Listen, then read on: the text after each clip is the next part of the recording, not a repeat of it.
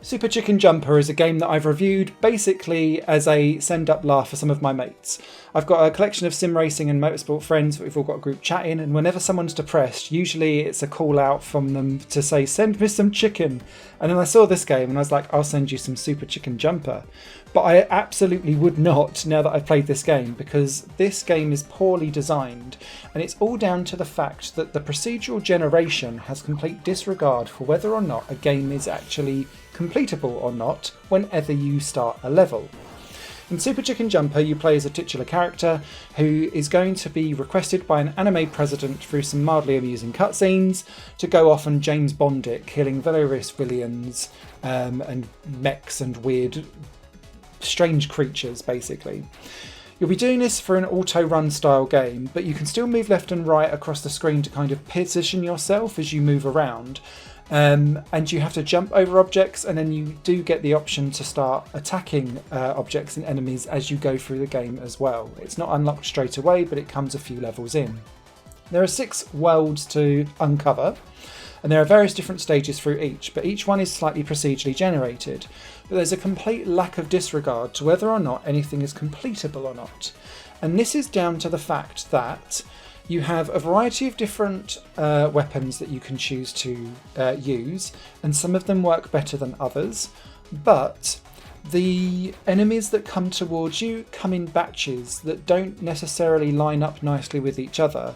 So you can only shoot or boomerang one of them, and then you'll end up, because you've had to jump to do that, landing on the next one. And it doesn't matter if you do a little hop with a short press of the jump button or a press and hold, you'll end up, because of the fuzzy collision detection, just being told you've hit it anyway. What will also happen is that because there's a distinct cooldown between being able to shoot or chuck a boomerang or stab a knife or whatever it is that you're doing, often enemies will kind of come in in a 2 at a time and then one just behind it. And then depending on where you're hitting something, you'll either catch the second one or you won't be able to reload in time to hit that second one coming in, thus causing a game over.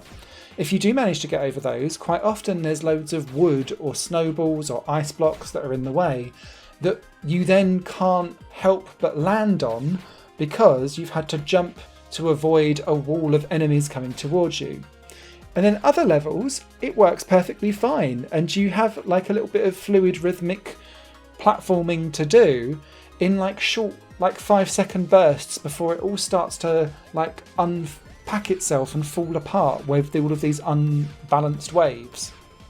This to me just gives a total disregard to the player, their time, the effort, and it's a real shame because these types of games can be quite rewarding and quite hypnotic almost when they feel fluid and well balanced, but it's like they've eschewed purposely built levels that make sense for this procedural generation that just lazily chucks bits of levels together, but they've not really checked whether or not anything's passable or solvable.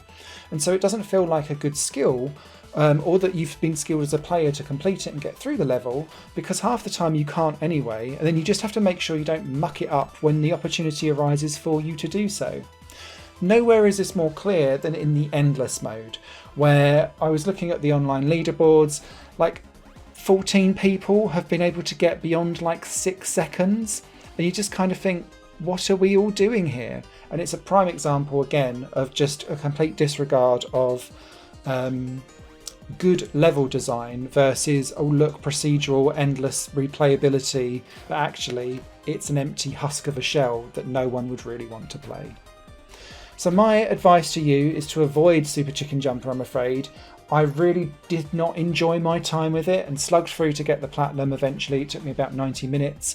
And whilst some of that was down to the fact that I disengaged and become quite lazy at playing it because I just didn't feel engaged in the game at all, it was largely because I felt that it was insulting my intelligence by not really lining up any of its procedural generation in a way that meant that I could clear levels efficiently, effectively, and with skill.